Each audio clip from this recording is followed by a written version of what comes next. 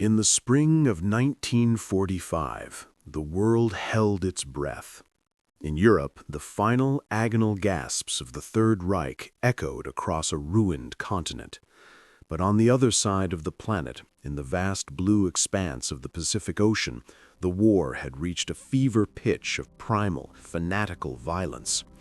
The American war machine, island by bloody island, had pushed its way to the very doorstep of the Japanese Empire. The next step on the bloody road to Tokyo was a rugged, 60-mile-long island of hills and caves called Okinawa. It would be the last major battle of World War II, and it would be a vision of hell made real. The Japanese defenders, more than 100,000 strong, were not soldiers in the conventional sense. They were disciples of an ancient warrior code, Bushido, that viewed surrender as the ultimate dishonor. They had turned Okinawa into a subterranean fortress, a labyrinth of tunnels, hidden machine gun nests, and booby-trapped caves. Their strategy was simple and terrifying, not to win, but to bleed America white.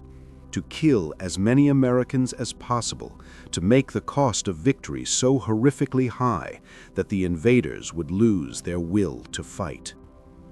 For the young American Marines and soldiers, many of whom were barely out of their teens, Okinawa was a meat grinder. The fighting was face-to-face, intimate, and savage. And in the southern part of this island, one geological feature became the symbol of this entire brutal campaign. It was a formidable escarpment, a sheer 400-foot cliff of jagged limestone and sucking mud. Its official military designation was the Maeda Escarpment. The men who had to climb it, who fought, bled, and died upon its crown, had a simpler, more fitting name for it. They called it Hacksaw Ridge. Hacksaw was not a battlefield. It was an anvil, and upon it, a generation of young men was being hammered into oblivion by a relentless storm of steel. To even reach the top, soldiers had to ascend flimsy rope cargo nets dangling exposed against the cliff face, while Japanese machine gunners and mortar crews rained down death from above. To survive the climb was to enter a landscape torn from a nightmare. The summit was a churned-up moonscape of craters, shattered tree stumps, and the constant, deafening, soul-shaking roar of explosions. The air itself was thick with the metallic tang of cordite and the sweet, sickening smell of death. The battle for the ridge became a deadly stalemate. The Americans would push the Japanese back, and from their hidden caves, the Japanese would swarm out and reclaim the ground. This bloody tide ebbed and flowed for days, each wave leaving the ridge littered with more American wounded, their cries for help often lost in the maelstrom. On May 5, 1945, after a particularly vicious Japanese counterattack, the American line finally broke. The order was given, retreat, every man for himself. Those who could still walk or crawl scrambled back to the edge of the cliff and threw themselves down the cargo nets, abandoning the ridge to the enemy. From the safety of the base below, the survivors could only watch in horror as Japanese soldiers began to move across the summit, their bayonets glinting, finishing off any wounded Americans they found. But then, as the smoke and dust of the barrage began to settle, a few of the men below noticed something that made no sense. A single, solitary figure was still moving up there, on top of the ridge. He was a silhouette against the fire and smoke, darting from crater to crater, from one fallen body to the next. He wasn't firing a weapon because he wasn't carrying one. He had no M1 rifle, not .45 automatic, not even a trench knife for protection. He was a medic, and in a moment that should have been his last, he had made the conscious, insane decision not to retreat. He chose to remain alone in hell, with only his faith as a shield. His name was Desmond Doss. To understand the man who would one day challenge hell itself, you must travel far from the war-torn Pacific, back to the quiet, rolling hills of Lynchburg, Virginia, during the Great Depression. Desmond Doss grew up in a home defined by two powerful, opposing forces: the gentle, devout Seventh-day Adventist faith of his mother, Bertha, and the alcohol-fueled trauma of his father, William, a carpenter haunted by the ghosts of his service in World War I. His religious upbringing was the bedrock of his existence. He was taught to honor God, to respect the Sabbath, and to hold sacred the 10 Commandments. At home, a framed poster of the commandments hung on the wall. It had simple, almost childlike illustrations, but one image captivated and terrified young Desmond: a depiction of Cain, club in hand, standing over the lifeless, bleeding body of his brother, Abel. Beneath it were the words from Exodus, "Thou shalt not kill." For Desmond, this was not a suggestion to be debated or a rule to be bent.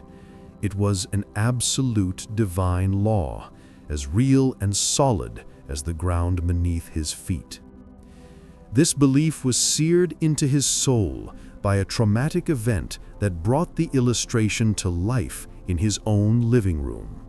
During a drunken, violent argument between his father and his uncle, his father pulled a gun. It was Desmond's mother who bravely stepped between them, taking the pistol and handing it to her young son, telling him to run and hide it. As Desmond fled the house, clutching the cold, indifferent weight of the steel in his hands, he felt a profound sense of revulsion. In that moment, he made a vow to God. He promised, with all the fervor of his young heart, that he would never again touch a weapon that was designed to take a human life. It was a vow he would carry with him for the rest of his life. When Pearl Harbor was attacked, a firestorm of patriotism swept across America. Desmond, now a young man working at a shipyard, felt the same call to duty. He believed in the cause. He believed America was fighting a just war against a terrible evil. But he was trapped in a moral paradox. How could he serve his country without violating God's most sacred commandment? He found his answer in the role of a medic. He would not take a life, but he would dedicate himself to saving lives. He voluntarily enlisted in the Army in April 1942, but he did so as a conscientious objector, a classification for those who refuse to bear arms based on deeply held religious or moral beliefs. The Army, however, a vast bureaucracy designed to turn civilians into fighters, had little understanding or patience for such distinctions. They placed him in an infantry rifle company. They gave him a uniform, a helmet, and an M1 Garand rifle. Desmond would wear the uniform and the helmet, but he would not carry the rifle.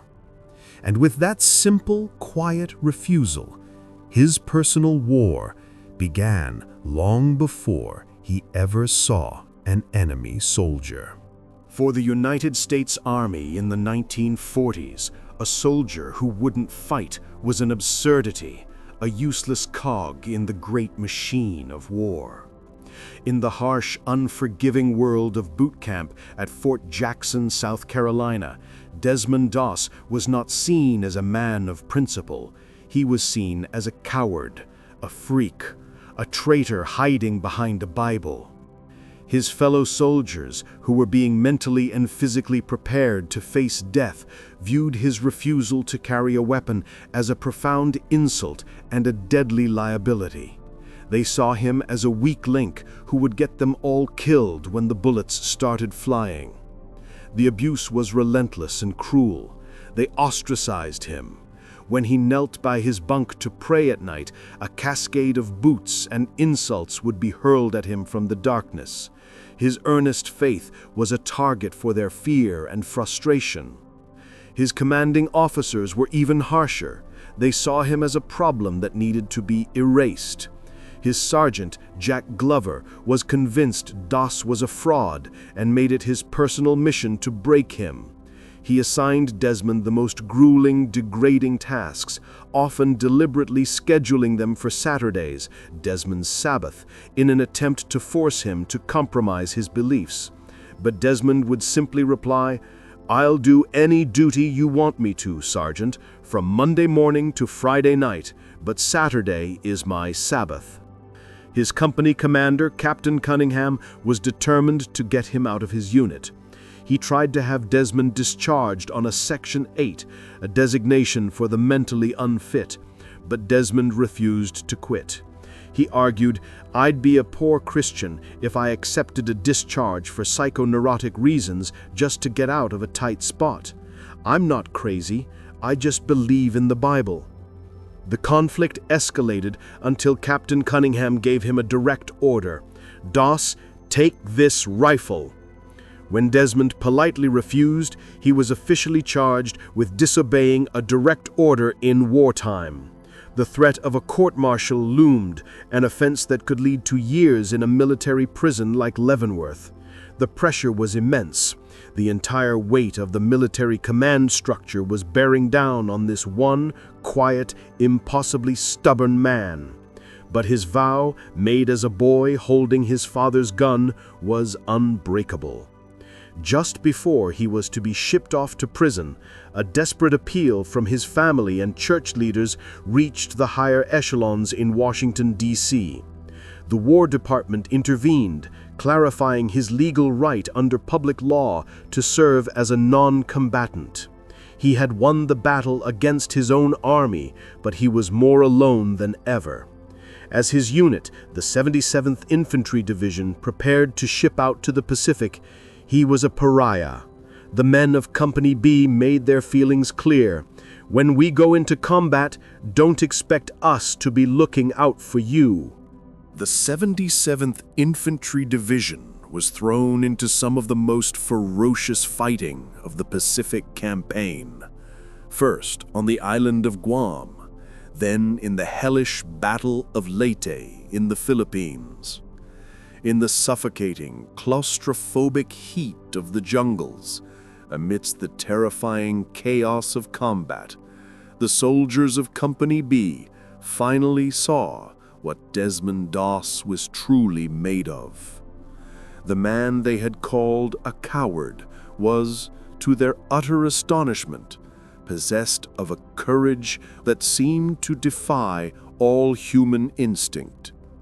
While battle-hardened veterans dove for cover from the crackle of machine gun fire, Desmond would run directly into it. He seemed to operate in a different reality, one where his own safety was an afterthought. His only mission, his only focus, was reaching the wounded. He would crawl through mud and razor-sharp coral, often to within mere feet of camouflaged Japanese positions, to reach a fallen comrade. He treated every soldier with the same urgent care, from the few who had shown him kindness to the many who had tormented him in boot camp. Under fire, there were no distinctions. There were only God's children who needed his help. Slowly, painstakingly, with every life he saved, he began to melt their contempt. The insults stopped. The mockery turned into a quiet, grudging respect, and then into outright awe. The men who once wanted nothing to do with him now made sure to stay close to him in a firefight. A strange sort of legend began to grow around this quiet, unarmed medic. He seemed to have a sixth sense for danger, an almost divine protection that extended to those around him. Before a major assault, the men would not move out until they knew Desmond had finished his personal prayers. His faith, once a source of ridicule, had become their shield, their source of hope in a hopeless place. By the time they reached the shores of Okinawa in the spring of 1945, Desmond Doss was no longer the company outcast. He was the soul of the company. He had proven his courage 100 times over. But everything he had endured, the abuse in basic training, the bloody jungles of Leyte, was merely a prelude. On Hacksaw Ridge, his faith, his courage, and his body would be tested beyond the very limits of human endurance. On May 5th, the battle for Hacksaw Ridge reached its brutal crescendo. A massive American assault was met by an even more ferocious Japanese counterattack. A tidal wave of artillery, mortars, and machine gun fire shattered the American line. The order was given: retreat. It was a chaotic scramble for survival. Desmond made it to the edge of the cliff with the others. He could have gone down the net. His duty was done. But as he stood there, the sounds of the battle raging behind him, he could hear the faint, desperate cries of the wounded men he had been treating just moments before. He couldn't leave them. He later described it as a voice speaking clearly into his mind, asking a simple, piercing question: what kind of a God would you serve if you left these men to die? And so he stayed. As his company vanished below, he turned and went back into the inferno. He was a single, unarmed man on a plateau swarming with enemy soldiers who were now actively hunting and killing any surviving Americans. His first task was to find Captain Jack Glover, the same officer who had tried to have him thrown out of the army. Doss found him sheltering in a foxhole, his legs shredded by shrapnel. Doss administered morphine, dressed his wounds, and then began the agonizing task of dragging him, inch by painful inch, toward the edge of the escarpment. There he faced an impossible problem. The man was too heavy to carry down. Then he remembered a special knot, a double bowline that he had practiced in training, one that would create a secure harness around a man's chest and legs. Working quickly, under constant fire, he looped his rope around the wounded captain, cinched the knot, and then, wrapping the other end of the rope around a sturdy tree stump, he began to slowly, single-handedly, lower the man 400 feet down the cliff face to safety. One man was safe, but there were so many more. Exhausted, dehydrated, his hands raw and bleeding from the friction of the rope, Desmond felt his strength failing. He collapsed into a crater, certain he couldn't go on. And then he prayed. It was a simple, desperate plea. Lord, please help me get one more. He felt a surge of new strength, a second wind he could not explain. He pushed himself up and crawled back into the killing field. He found another wounded soldier, dragged him to the edge, tied the knot, and lowered him down. And then he prayed again. Please, Lord, help me get one more. This became his mantra, the rhythmic heartbeat of his mission. For the next 12 hours, through the terrifying darkness of the night and into the gray light of dawn, Desmond Doss repeated this superhuman cycle. He crawled through a landscape of death, constantly hunted by Japanese patrols, his hands burning, his body screaming in protest. He lost all track of time, all sense of self. He was nothing but his mission. By the time the sun rose, he had done the impossible. He had systematically cleared the top of the ridge of every living American he could find. The final official count was staggering. Working alone for 12 straight hours, Desmond Doss had rescued 75 men. His war, however, was not over. A few weeks later, during another assault, a Japanese grenade landed in a foxhole with Desmond and several other men. Without hesitation, he placed his foot on it to absorb the blast. It detonated, throwing him through the air, embedding 17 pieces of shrapnel into his legs and body. He was grievously wounded, but he did not call for another medic. For 5 hours he lay there, treating his own wounds. When stretcher-bearers finally reached him, they began to carry him back. On the way, they passed another, more critically wounded soldier. Desmond, in agony, ordered them to stop. He rolled himself off the stretcher and told them to take the other man first. While he waited for their return, a Japanese sniper's bullet found him. It struck his arm, which was shielding his face, shattering the bone. Knowing his arm was useless, he crawled to a discarded rifle stock, fashioned a crude splint, and then crawled the final 300 yards back to the aid station.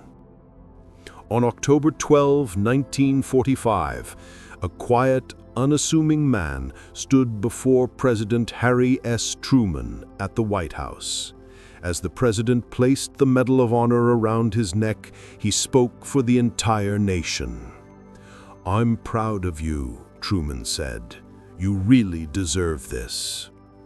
Desmond Doss became the first conscientious objector to ever receive America's highest award for valor.